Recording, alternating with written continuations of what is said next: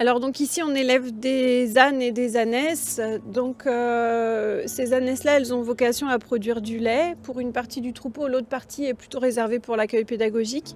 Donc les ânesses, qui sont liées à l'activité production de lait, eh bien d'abord le postulat de départ, c'est que pour qu'une ânesse produise du lait, il faut qu'elle ait un petit et ça paraît être une évidence, mais il faut bien rappeler que n'importe quel mammifère qui produit du lait, c'est parce qu'il a eu un petit. Alors, avec l'ânesse, c'est assez différent. En fait, une ânesse, pour qu'elle produise du lait, il faut qu'elle garde son petit avec elle. On ne peut pas lui enlever son petit. Si on lui enlève, elle arrête de produire du lait quasi directement. Au bout de 2-3 jours, on n'a plus de lait. Donc le petit, il naît au bout de entre 12 et 13 mois de gestation. Une fois qu'il est né, eh bien, pendant 2 mois, il va rester avec sa mère en permanence. 2 mois, c'est le temps qu'il faut à la mère pour bien mettre en route la lactation. Et c'est également le temps qu'il faut au petit pour apprendre à manger tout seul, autre chose que le lait. Quand les 2 mois sont passés, alors 2 mois c'est la moyenne, après ça dépend un peu des petits, hein, de comment ils évoluent, mais au bout de 2 mois, en fait, on va pouvoir commencer à séparer progressivement. Donc en fait, le matin, je commence à séparer mes ânesses, alors vers 7-8 heures, ça dépend, et ensuite je vais pouvoir traire toutes les 3 heures. Donc je mets les ânesses dans une partie de l'écurie et les petits restent à proximité, mais de l'autre côté de la barrière.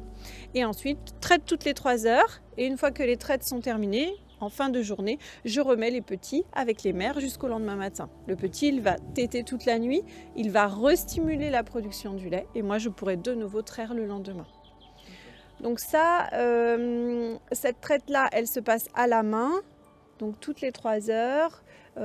J'ai des faibles volumes de lait produit. En fait, la capacité de stockage du pie de l'ânesse est très faible. Généralement, sur la première traite, j'ai à peu près 200-300 ml par ânesse. Et ensuite, sur les suivantes, je vais avoir autour de 500 ml.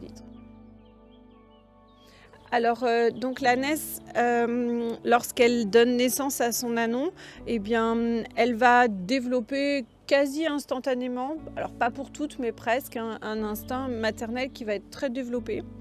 Et donc, ce sont très souvent des mères qui sont très protectrices et qui vont être très en lien avec leurs petits.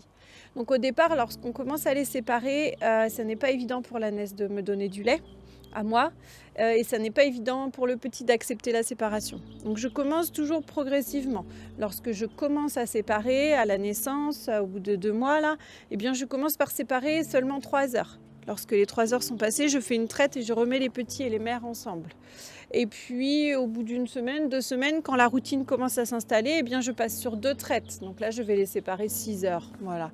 En gros, je vais rarement plus que ça.